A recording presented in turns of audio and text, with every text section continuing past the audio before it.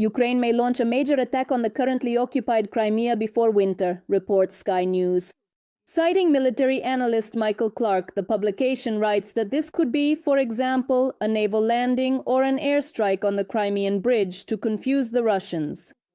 Clark notes that given how deeply Ukraine can now strike into Russian territory, an attack on the strategically important Crimean bridge cannot be entirely ruled out.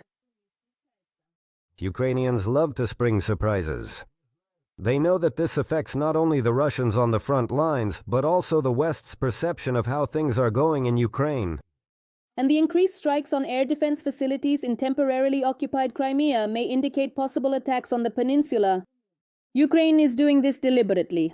Such strikes serve several important purposes, said a serviceman of the Territorial Defense Forces. Military expert Alexander Musienko writes this for Union, citing Radio NV. According to him, work is underway to demilitarize the occupied Crimea because Russia needs to be weakened. Also, in the expert's opinion, this leads to a reduction in the enemy's capabilities in the Black Sea, which is a strategic objective for the defense forces.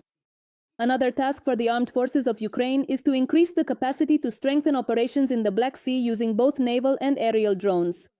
That is why strikes are being carried out on enemy radars and surveillance equipment.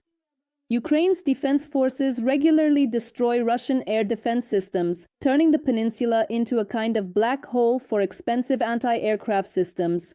Just recently, the primary unit of the main intelligence directorate of the Ukrainian Ministry of Defense has carried out verified strikes on targets such as a Panzer S-1 SAM system, two S-300 SAM systems, a Tor M2 SAM system, an Obzor 3 radar, an Imbir radar, and two Castor radars.